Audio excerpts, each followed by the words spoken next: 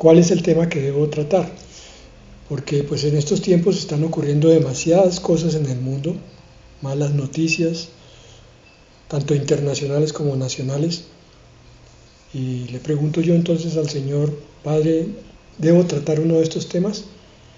Pero Él pone fuertemente en mi corazón ciertos aspectos. Hoy vamos a ver uno. Cuando estés en los últimos instantes de tu vida, ¿cómo la verás? La pregunta como título es ¿cómo viví mi vida? Para entender por qué este tema, tenemos que comprender que cuando estemos en ese momento crucial, bien sea porque llegó el arrebatamiento o bien sea porque estamos a instantes de morir, tenemos que mirar nuestra vida si en realidad cumplió el propósito que Dios quería para nosotros. Por eso es que buscamos entender lo que es la vida en verdad a través de estos estudios bíblicos. ¿Qué es la vida? ¿Cuál es el propósito? ¿Cuál es el plan de Dios para nosotros? Es así como entonces podríamos responder la pregunta al final. ¿Hice bien siguiendo el plan de Dios para mi vida? ¿O me desvié en algunos aspectos o en muchos porque viví caprichosamente? Si yo entiendo lo que es la vida en verdad, entonces también puedo entender que mis decisiones con respecto a cómo voy a entregar esa vida al final tienen que ver con el entendimiento de si comprendí el sentido o no de la vida. Bueno, entonces vamos a mirar cómo es que vivimos conforme a la palabra. Todo va a ser basado en la palabra, no por especulaciones de hombres. Romanos 14:8 nos dice: pues si vivimos, para el Señor vivimos, y si morimos, para el Señor morimos. Así pues, sea que vivamos o que muramos, del Señor somos. Ok. Es importantísimo que tú tengas esta palabra oída, comprendida, guardada y atesorada. Está hablando aquí de los dos estados de nuestra vida, o la vida o la muerte. Si estamos vivos no hemos muerto, pero si estamos muriendo nuestra vida se acabó. No hay sino esos dos estados en este planeta. La palabra nos dice hoy que en cualquiera de los dos estados, si realmente somos hijos de Dios, pertenecemos al Señor. Por tanto, la vida y la muerte pertenecen también al Señor. Quiere decir que nosotros no podemos vivir la vida olímpicamente como nos place, como pensamos, como suponemos, como creemos, a menos que estemos basados en la Escritura. Puede parecerte demasiado trascendental, demasiado crítico lo que estoy diciendo, pero casi que cada segundo, cada instante de la vida debe ser vivido en función de esto. Del Señor somos. Por tanto, el tiempo, el dinero, las posesiones, el estudio de la palabra, mi reunión con el Señor en comunión, todo tiene que ver con Él. Todo debe ser para Él, porque del Señor somos. Sí, pastor, pero es que esa es la teoría muy bonita, pero es que si usted mira la vida práctica de un cristiano, va a ver que el cristiano tiene que trabajar para comer, y usted no le puede decir que tiene que vivir en función del Señor en el trabajo. Y yo les digo, depende. Si usted, hermano, es carnal, no va a entender esto que le estamos diciendo. Pero si es espiritual, va a comprender que su trabajo, su tiempo de descanso, de refrigerio, cualquier cosa que usted haga, puede hacerla en función del Señor. Eso quiere decir que todo lo que usted hace, lo hace para agradarlo a Él y no para agradarse a sí mismo, que es allí donde se corre el riesgo de caer en tentaciones y de apartarse de Dios. Así pues, sea que vivamos o que muramos, del Señor somos. Pon, por favor, como instinto de supervivencia esto en tu corazón. Vive o muere, pero eres del Señor. Lucas 16, 23 al 24 es una forma más práctica de ver estos dos extremos que veíamos en Romanos 14, 8, un poquito empíricamente, un poquito experimentalmente. Aquí es práctico, aquí es una parábola que el Señor Jesucristo dijo de su propia boca para mostrarnos lo que era la realidad eterna.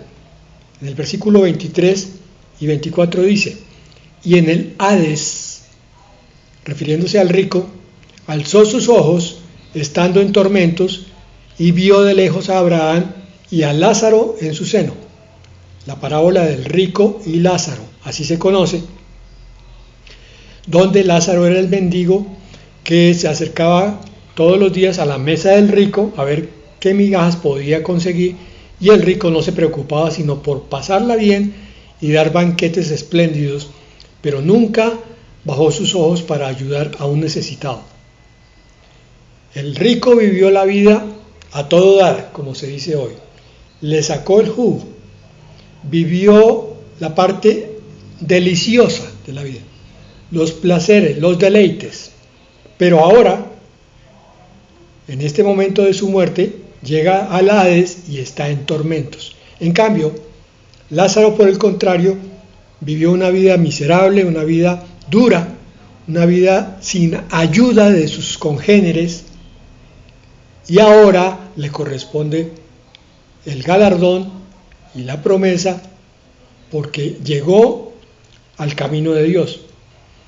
Continúa el pasaje: entonces él, dando voces, dijo: Padre Abraham, ten misericordia de mí y envía a Lázaro para que moje la punta de su dedo en agua y refresque mi lengua, porque estoy atormentado en esta llama. Bueno, yo no veo nada de exagerado si lo miro desde el punto de vista del Señor Jesucristo. No veo nada de fanático en esta parábola, donde solamente nos está mostrando la realidad que el Señor conocía de la vida eterna, porque de allá venía y allá volvía, y él sabía que en la eternidad no hay sino dos estados, uno de recompensa y uno de tormento, y resulta que ambos estados son el resultado de las decisiones que toman aquí los seres humanos. En el caso de esta parábola, la decisión que tomó el rico de pasarla bien mientras estuviera aquí, y Lázaro pues de soportar lo mejor posible su vida, se invierten los papeles allá en la eternidad. Es algo para pensar. Si yo estoy buscando continuamente mis deleites, ¿será que también estoy buscando inconscientemente tormentos? Una buena pregunta para ver cómo replanteo mi vida. Entonces quizás sí haya que ser bastante pasaditos de nota, por no decir que exagerados, mirando nuestros instantes para ver cómo vamos a morir. Mateo 10:28 dice: y no temáis a los que matan el cuerpo, mas el alma no pueden matar. Temed más bien a aquel que puede destruir el alma y el cuerpo en el infierno. Ya tiene nombre propio aquí. El que puede destruir alma y cuerpo no es sino uno solo, el Creador. Nadie más tiene poder sobre el alma. Sobre el cuerpo sí, otros hombres, Satanás, pero sobre el alma, para destrucción, es Dios. Y Él manda a destrucción a aquellos que lo merecen, aquellos que de alguna manera escogieron un camino ancho y una puerta amplia. Entonces, ¿cuál es el sentido de la vida? ¿Cuál es el sentido de tu vida? ¿Tú qué dirías en el momento de morir? Estoy entregando mi vida en este momento, estoy mirando. Quizás sea cierto aquello de que pasa como una película, que uno puede ver todos esos momentos cruciales de su vida, los buenos y los malos. Me imagino que sí es factible para que entonces pueda entender por qué es dirigido una vez deja este mundo, hacia un sitio o hacia el otro. El Señor no lo manda a uno a tontas y a locas, sino le pasa toda la vida para que diga, por esta razón vas para un sitio de galardón, o por esta otra razón vas para un sitio de castigo. Entonces me pregunto, ¿vale la pena tanto conseguir cosas terrenales para al final no tener nada? Ni siquiera el alma, pues, prácticamente, porque se perdió. ¿O vale la pena trabajar por algo que permanece, aunque en el preciso instante que yo lo estoy ejecutando quizás no vea la recompensa? Esto es lo que debiera marcar la actividad de cada día. Pero usted, como es de terrorífico, Fernando, es que todo lo pone como un color grisoso, melancólico, mortuorio. No, hermanos. Esto que estoy planteando está en la Escritura, se los estoy mostrando con palabra. Tenemos que ser trascendentales en nuestra vida espiritual y dejar de ser superficiales. A veces uno se sienta a hablar con una persona y descubre que después de 5 minutos no tiene nada más que decir con ella, porque se encontró con alguien que es solo superficie, que habla de bobadas, de cosas intrascendentes, pero de pronto se encuentra con otro que es muy profundo en su análisis, que escudriña, que investiga, curioso, que lee, y con él puede tener una conversación larga y profunda. Yo insisto, el verdadero cristiano debe ser trascendental. El verdadero cristiano debe ser estudioso, debe escudriñar para descubrir el sentido de cada día y de la vida en general, y no pecar de superficial. Pero es que yo me congrego, ¿sí? ¿Y qué? ¿Le descubriste el sentido a congregarte? ¿A buscar de Dios en comunión? Entonces está siendo trascendental. ¿En qué creemos? Juan 11, 25 y 26. Oigamos esto, este es el centro de todo esto que estamos analizando. Le dijo Jesús: yo soy la resurrección y la vida. El que cree en mí, aunque esté muerto, vivirá. Y voy a remarcar la siguiente frase: y todo aquel que vive y cree en mí, no morirá eternamente. ¿Crees esto? Eso está dentro del mismo versículo. Esa pregunta al final lo hace el Señor Jesucristo. ¿Crees esto? ¿Tú crees que el que vive y cree en mí no morirá eternamente? ¿En verdad lo crees? Porque si lo crees, oye, tienes que vivirlo. Tú no puedes decir que crees algo porque lo dices. Si crees algo es porque lo vives. Realmente entonces vives como ese alguien que no morirá eternamente porque vive como Jesús y cree en Él como Salvador, como Señor, como Rey. Ese es el verdadero sentido de vivir. Ese es el verdadero sentido de ser cristiano. Ser cristiano, insisto, no es congregarse solamente, no es tener una Biblia solamente, es vivir como Cristo vivió. Segunda de Timoteo 2:11. Palabra fiel es esta: si somos muertos con Él, también viviremos con Él. Esta es la respuesta al título del tema de hoy. Si yo estoy muriendo con Cristo en mi vida, si en este momento se están cerrando mis ojos, yo estoy sintiendo que estoy entregando mi alma, y repaso mi vida, y descubro que creí en Él porque empecé a caminar como Él caminó, y que cada día que pasó yo fui más y más parecido a Él porque el Espíritu Santo trabajó en mí, entonces esa es la esperanza de mi vida, también es la esperanza de mi muerte, porque me está dando una esperanza que dice: también viviremos con Él. Me está diciendo que la muerte es solamente algo transitorio, es un instante, es un momento, es una puerta que se abre para pasar a otra realidad. El creyente real tiene que vivir en función, de la vida eterna, no de cualquier pasatiempo, de cualquier circunstancia, de cualquier emoción, de cualquier persona que se acerque a la vida. Esto va más allá. Entonces, volvemos a preguntar, ¿vivimos según lo que decimos, lo que creemos y lo que esperamos? Miren este pasaje bien conocido, Primera de Tesalonicenses 4, 16 y 17. Porque el Señor mismo, con voz de mando, con voz de arcángel y con trompeta de Dios, descenderá del cielo. Eso estamos esperando. A continuación dice, y los muertos en Cristo resucitarán primero. Hoy estamos tocando el tema de la muerte. La muerte como puerta que se abre. Los muertos en Cristo resucitarán primero.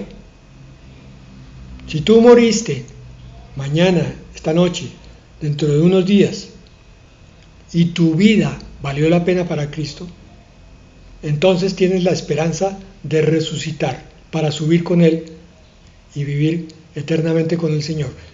Pero si estás vivo, nosotros los que vivimos, dice luego, los que hayamos quedado, seremos arrebatados juntamente con ellos en las nubes para recibir al Señor en el aire, y así estaremos siempre con el Señor. Yo no sé cómo llamar este pasaje de Primera de Tesalonicenses 4, 16 y 17, pero personalmente para mí este es el corazón de mi vida cristiana. Este es el pasaje por el que yo me muevo cada día. O bien entrego mi vida y resucito cuando Cristo venga por su iglesia, o bien estaré vivo hasta ese momento y seré arrebatado. Esa es mi esperanza. Y por eso puedo soportar la carga, el peso, el oprobio de estos días difíciles. Las malas noticias pueden rondar, pero yo sigo pensando, bueno, si me corresponde morir en cualquier momento, el Señor me va a resucitar. Y si voy a ser arrebatado, el Señor me va a llevar hasta Él. Un verdadero creyente camina cada día como si fuera el último, pero trabaja como si quedara todavía mucho tiempo. Esto fue una de las grandes verdades que me enseñaron a mí empezando la vida cristiana. La repito, un verdadero creyente camina cada día como si fuera el último, como si hoy fuera a morir o como si hoy viniera el Señor por mí. Pero trabaja como si todavía quedara mucho tiempo. El Señor todavía no viene y todavía tengo años de vida. Entonces me dedico a trabajar para el Señor. De modo que si muero hoy, espero la resurrección, pero si sigo viviendo, espero el arrebatamiento. Entonces, ¿la muerte me asusta? Pregunta. Filipenses 1:21. Porque para mí el vivir es Cristo y el morir es ganancia. Y hay que preguntarse uno ahí, ¿qué es mejor? ¿Vivir con Cristo aquí o vivir con Cristo allá? Y yo digo que eso le corresponde al Señor, pero que siempre es vivir con Cristo, aquí o allá. Entonces, la decisión, como siempre, es tuya. Pero pastor, es que yo soy cristiano desde hace 10 años. Y yo te digo, sí, hermano, y sé que hay iglesias que predican que una vez salvo, siempre salvo. Y sé que la palabra también habla de que los que cayeron de Cristo, los que regresaron como la puerca lavada, como el perro al vómito, ambos aspectos están allí. Simplemente vivamos como para Cristo, para que podamos morir con Cristo. Salmo 23:4. Aunque ande en valle de sombra de muerte, no temeré mal alguno, porque tú estarás conmigo. Tu vara y tu cayado me infundirán aliento. La muerte es apenas un paso a su presencia si hemos obtenido la vida eterna. Este es el punto.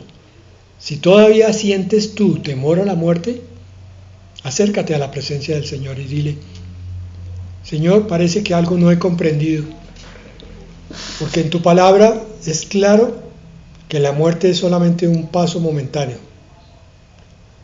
Si yo le tengo miedo a la muerte, ¿significa que no estoy confiando mucho en la vida eterna? Señor, muéstrame.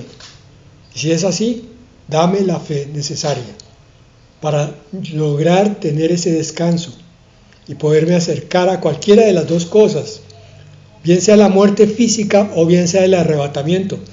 Porque ustedes saben, hermanos, ustedes lo han visto, muchos cristianos tienen miedo cuando oyen la palabra arrebatamiento.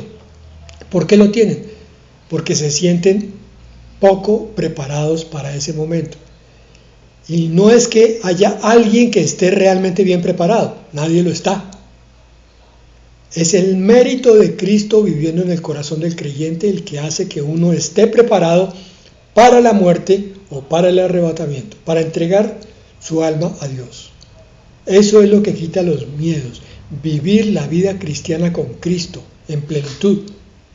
Es lo que nos garantiza llegar a la vida eterna en paz y con tranquilidad. La promesa,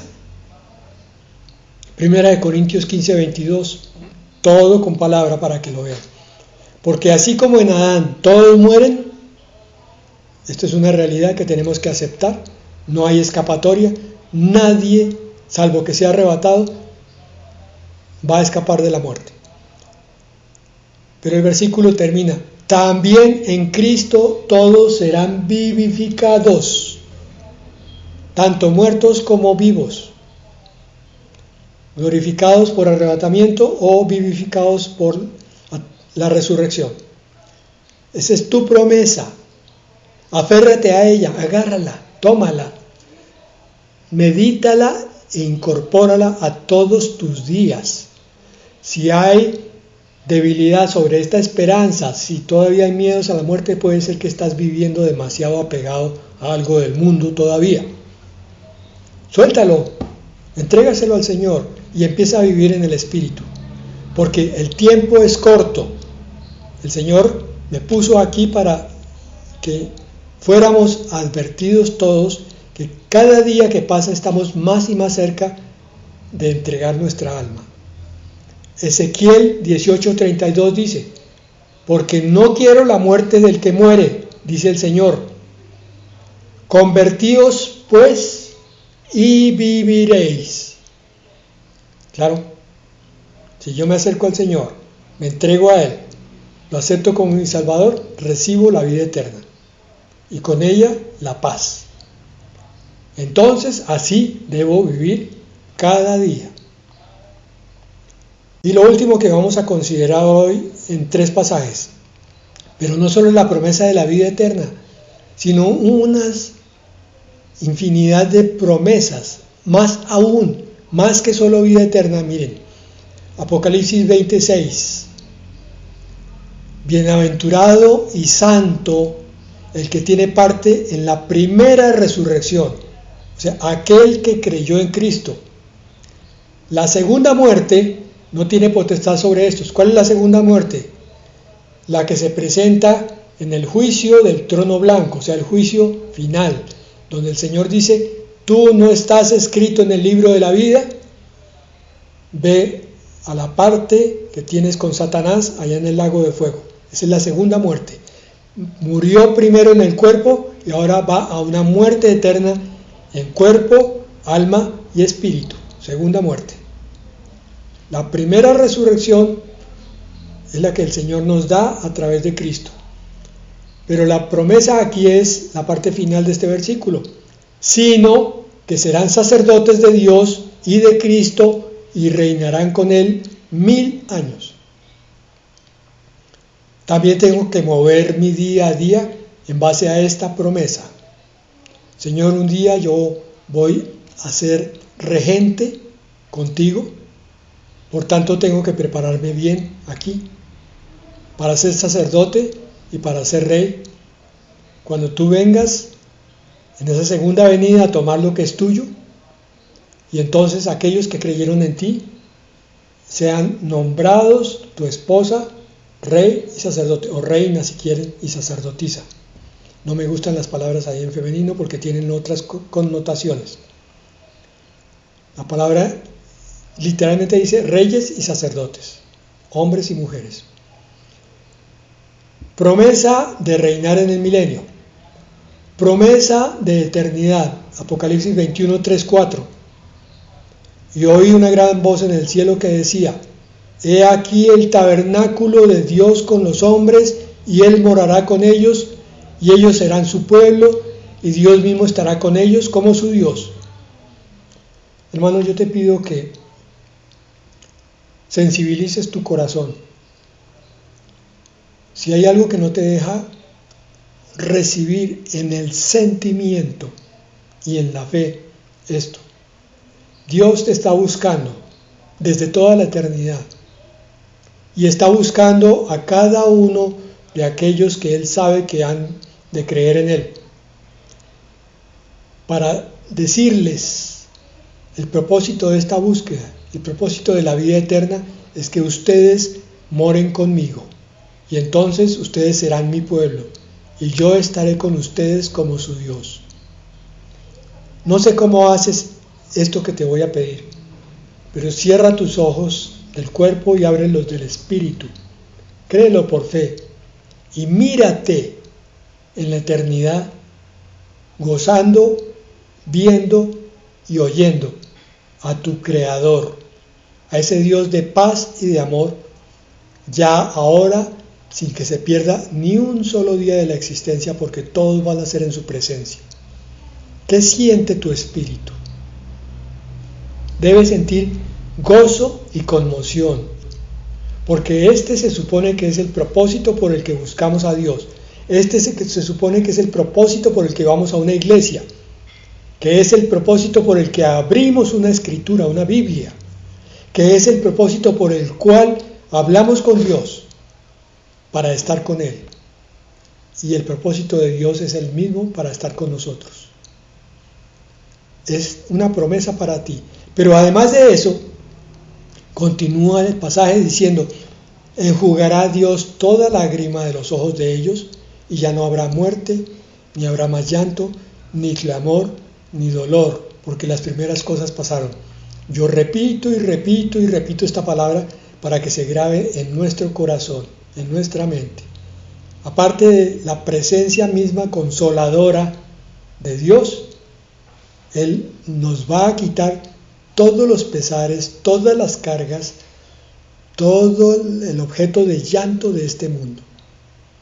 Y ahora vamos a estar en una plenitud, en una paz y en una armonía por toda la eternidad.